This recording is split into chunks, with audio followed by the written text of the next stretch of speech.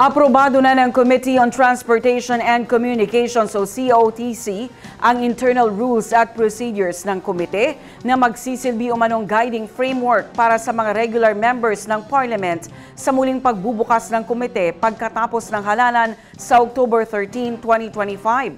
Ang detalye mula kay Jen Garcia.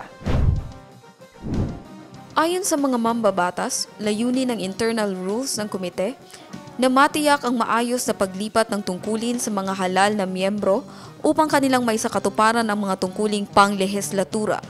Sakop ng komite ang mga usapin sa land, sea at air transportation, kabilang na ang seaports, airports at iba pang transport systems. Tututukan din ito ang communication services tulad ng postal, telegraph, radio, cable, television at telephone.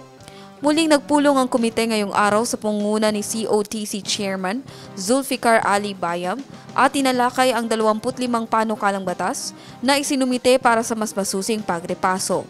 Jen Garcia, iMinds, Philippines.